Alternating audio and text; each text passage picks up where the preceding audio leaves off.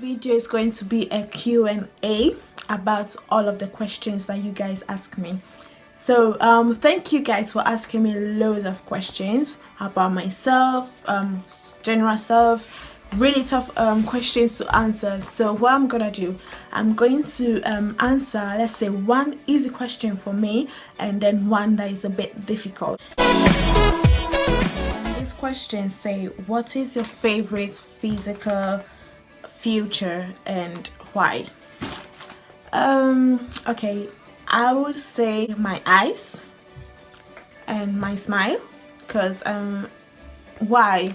Well, a lot of people have complimented me about my eyes, my smile, and I think they are beautiful.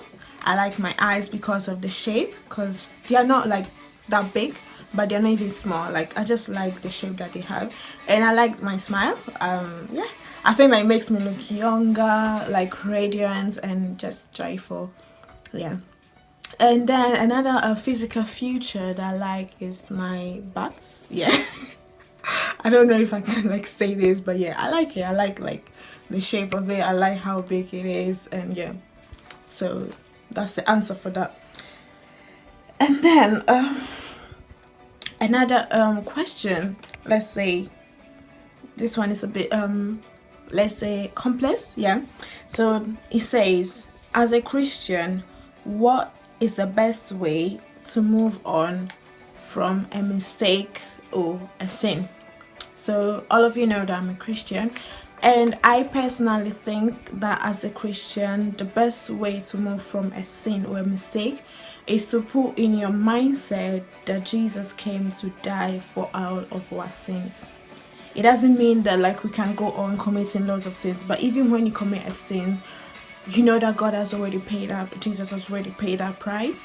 He has already forgiven you, like even before you sin.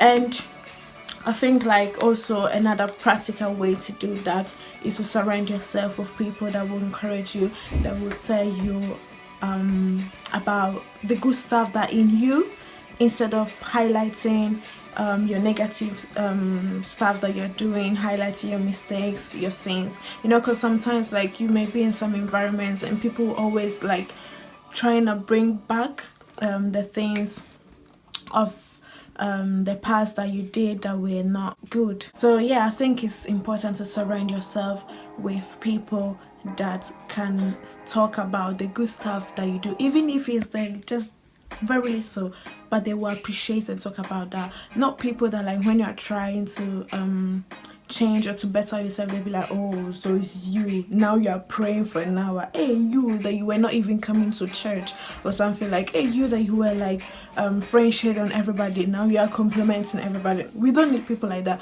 We need people like, oh wow, you're actually like changing, you are more kind, like you're smiling more, you are being more generous, you are being more this, you know, like people that can actually bring out the best of us. So I think like that's really important. That's a way to move on from a mistake as a Christian. So first of all, like, remember that God has already forgiven you, confessing your sins to God, and like He has forgiven you, just like confessing your sins, He has already paid a price. And then being with people that will talk about the good stuff that you have done, so that will even push you to do more, instead to talk about the bad stuff that you did in the past. Okay, next question. It says, if you were an animal, what would it be and why? I think I'll be like a cat. Yeah, because they can pass through everywhere, and like people say that they have like 7 lives, because like they can jump from higher buildings or whatever, and it's really difficult for them to die or to break anything. And like they are fast, they are small, and they are sexy. So yeah, a cat. This person asked me, how do you cope with you being a feminist and being a Christian? So I think some of you that follow me know that I did a previous video about being a feminist and a Christian. I think, like, to be honest, it's not like there's a way like how do I cope with it.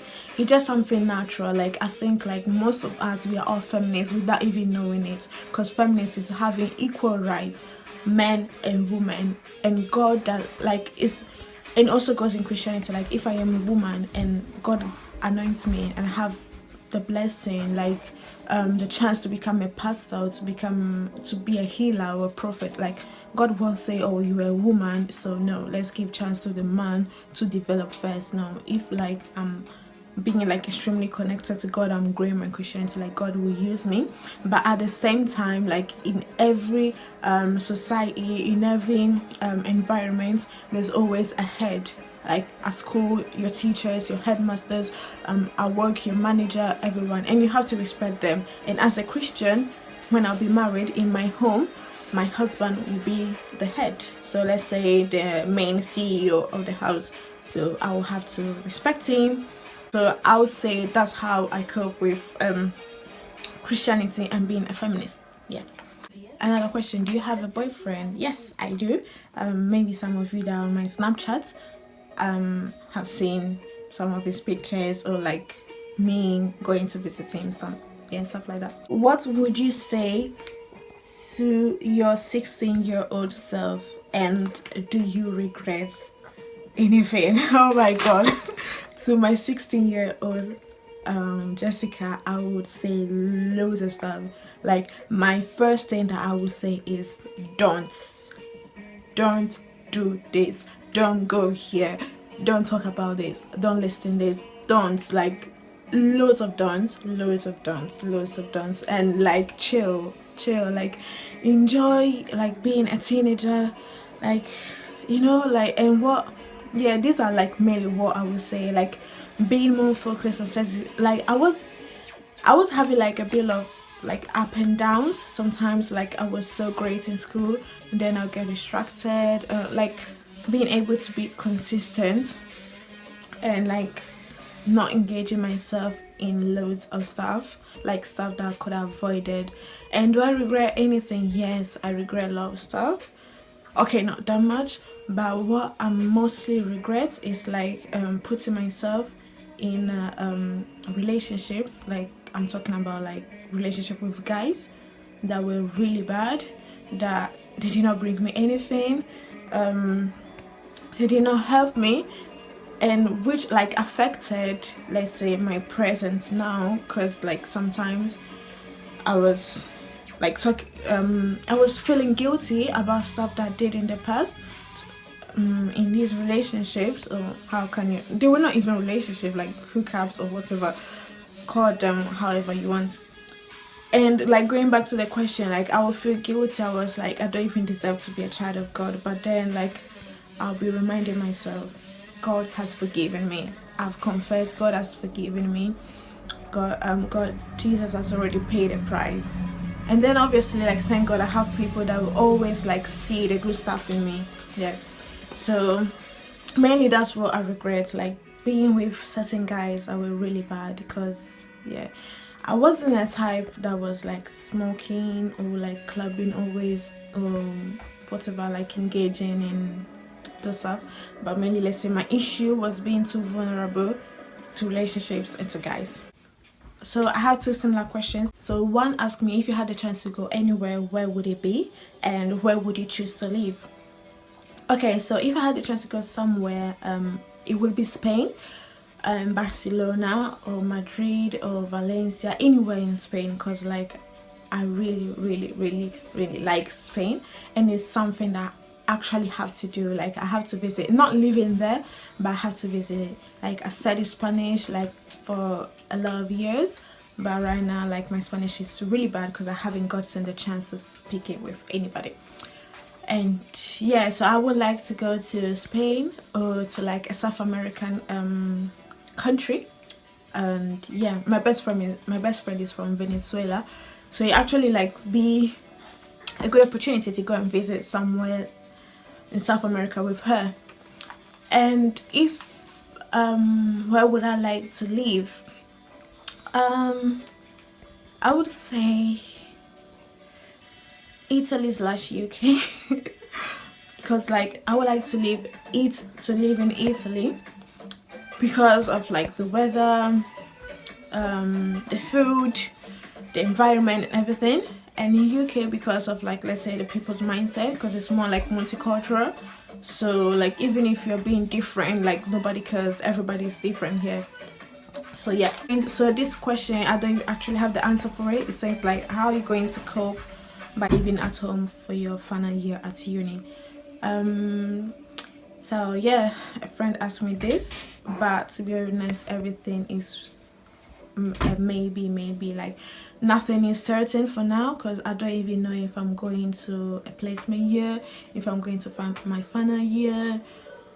But yeah, if I'll be going to my final year, I'll probably be living at home this time. I lived for 2 years in student accommodations, but my final year, I think like I'll be living at home. And I don't think it's going to be difficult. Obviously, commuting every single day is going to be really challenging, but I think it's going to make me more like disciplined and serious with my studies, because I will have less distraction. Yeah. Where did you meet your boyfriend? I met my boyfriend in the kitchen of my students' accommodation. So yeah, I did not meet, like when I was like a couple of years younger, I was like, oh, I'm going to meet my boyfriend, like the one, like the guy, the one. I'm going to meet him at the train station, I'm going to meet him like at the airport or at the bus station. But yeah, he was actually in my apartment in the kitchen. That's where I met him. This is really a tough question. It says, and it goes with another question. I think I'll answer all of them together. So please guys, before you hear my answer, don't like overjudge me, don't come and kill me. Yeah, this is just my opinion. I'm not a politician, I'm not the president of the United States, so like I can't affect nobody. I'm just sharing my thoughts. I ask you to ask me questions, and I'm just sharing my thoughts to you guys. The first question is, do you believe transgender people are possessed by demonic spirits? And then the next one says, do you think it's better for an orphan child to be adopted by a gay or lesbian couple, or to stay in a government child welfare system moved from different temporary foster homes? Oh my god, I hate the people that ask me these questions, to be honest. So answering the first question, I don't know if transgender people are possessed, or like if there was like a demonic, or if there is a bad spirit behind it. I would say I think, I'm not sure about it, but personally I believe yes, because I think like there's actually like a strong, like a powerful force behind it. If you wake up in the morning and you're like, this is not my body, this is not who I am, I'm not a woman, I'm a man. I think it's not natural. I think like it's something really supernatural if you wake up in the morning and you feel like that. So in a way, I would say yes. However, I'm nobody to determine what's the truth and what's not the truth. But as a Christian, let's say it's not biblical, it's not how God created us, like to wake up in the morning and then feel like that's not our body, so we have to change. Like the way God created us, that's how we are, that's who we are. And I don't know, if you wake up and you feel like you're a different person, there's definitely like, okay, not definitely, but there might be a supernatural force behind it. Yeah, I know I haven't been clear with this answer, but it's really difficult to answer, because like in a certain way this is what I think, but in the other way I'm not 100% sure about it. And obviously like this is a public platform, you don't want to say something that is going to hurt someone's feelings. And with this being said, it doesn't mean that I hate who are dislike transgender or homosexual people. Okay, so answering the second question. Okay, personally I think like what's best for a child is for him to grow up with a man and a woman, so with a mother and a father. But if this is not possible, or like if growing up with a male and a female means like being mistreated, being beaten, like getting bad education, or like moving from different foster homes like one to another, maybe it would be the best solution for them to be adopted by a gay couple. But I think that that should be like the last solution. Like if there's no other solution, like if like we don't take that way, it means that that child like is going to be like so abused. Then maybe that's the best solution for it. But I think like God always have good plans for us. So like God will, and God like loves children, so like he will always try and make a way to like provide for them, to settle them in like a good family that will give them love, affection, and the best education that they can receive. Where does your boyfriend live? He lives in Italy. And yeah, I am in a, it's not that long, but let's say long distance relationship. Yeah. And another question about my boyfriend. This question says, what's the secret of being with him? I don't really get it. Like, what's my secret of being with him? I don't know. What's my secret? Maybe the person meant like, I don't know, was like what made you to be with him, because he's like really calm, he's a strong Christian, and like let's say I am bad, he's good. So yeah, I needed that balance.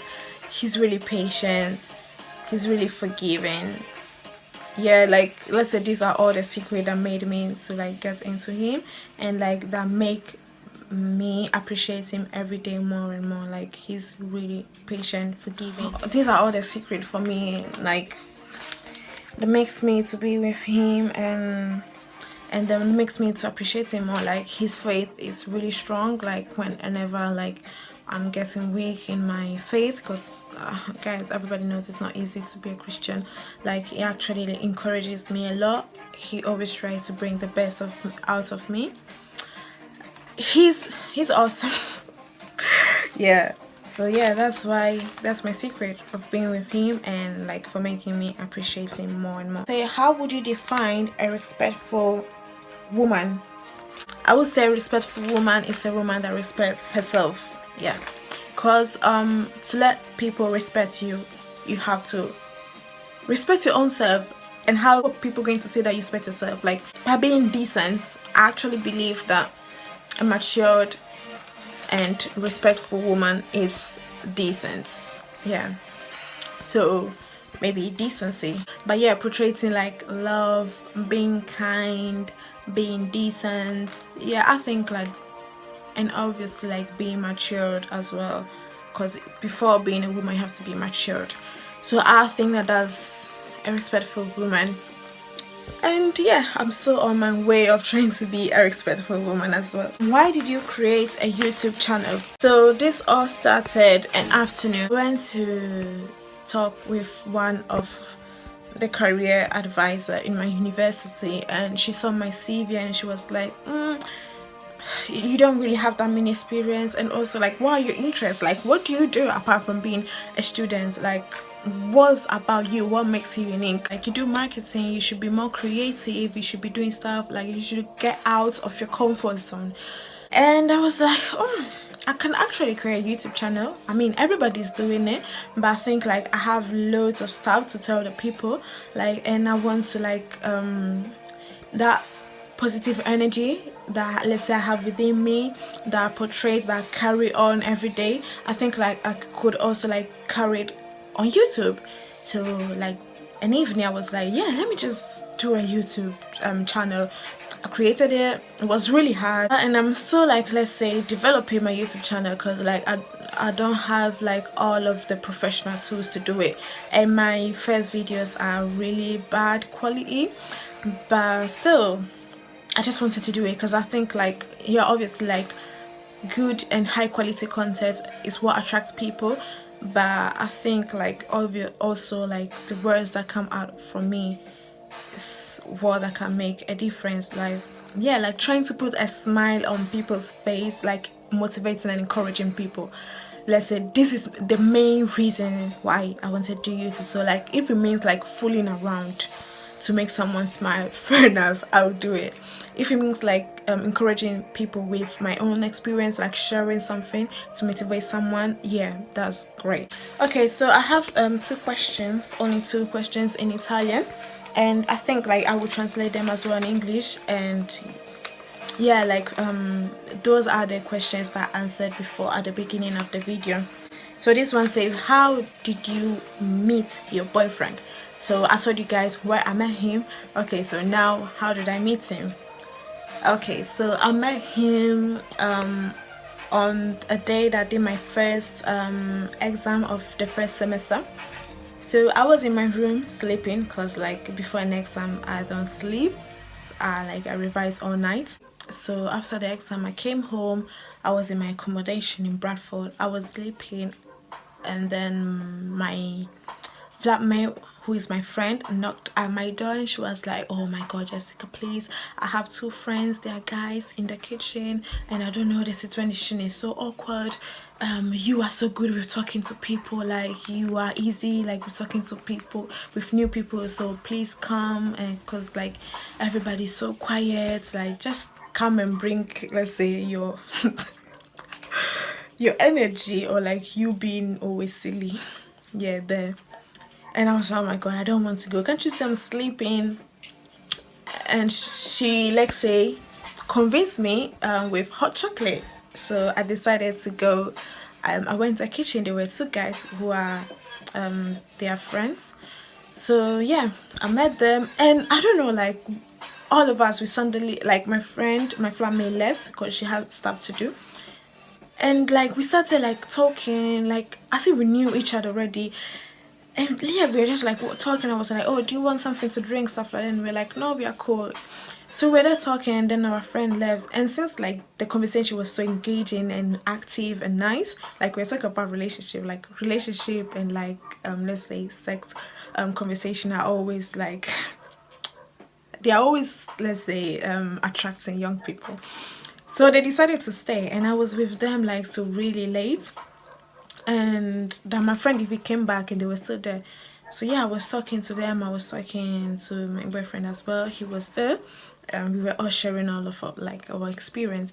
And then he was like, oh, I've been here in Bradford, but I don't know anywhere, because I haven't like been anywhere, because I don't have nobody to go out with. And I don't know what came into my mind. It was like, oh, I can take you I can take you around, like I can take you anywhere you want to go. And he was like, oh yeah, so we should exchange numbers, and then yeah, we can go. And I was like, okay, cool. And like he didn't even ask for my number, because he was so like shy. And like when they were going out, the other guy, like who is his friend, he was like, oh, so are you not taking her number? Like you guys said that you were going to see around, like she was going to take it. And I was like, oh yeah, like give me your number so that we can actually plan it. And yeah, we exchanged numbers. We went out, like not the two of us, like for like more than one, like more than 3 times, I guess, like or 2 times. We went out with like my other friend, his friend, like with other people, yeah. So then I came home from, yeah, it's okay. So that's how I met him. What's the best thing that's happened to you since you've been to England, and what's the worst? I think the best thing is like meeting amazing people from my university that goes to my same church. Like I don't know, but you know, lots of people when they go to uni, they are like, they go like that, like that's when you try your first weed, like do all the bad stuff that you could ever do in life, because if you don't do them at uni, you will never do them again. And for me it was different. Like actually that's when I made the personal choice to be a Christian. Like I grew up in a Christian family, but I never knew, like I never really understood what was being saved, like what was the importance of being saved, the importance of being a Christian. So it was actually like great to find friends that were sharing my same faith, that were like helping me in this growth, and like finding amazing people. Yeah, the best thing is like finding amazing friends. The worst thing is fast food because it actually like made me gain weight. In Italy I wasn't like that. I was like way skinnier, and I did not even like appreciate the fact that I was that skinny. And like coming here with fast food, chicken and chips, yeah, they have made me gain weight. So guys, thank you for watching this video. I loved like answering all of your questions, even if a bit like of them were actually difficult, but thank you so much for contributing in making this video. Please comment if you recognize the question and I haven't answered it that clear. You can DM me on Instagram, or like we can have a conversation, and share with your friends, like, and then subscribe to my channel. Thank you so much. Bye, and see you for the next time.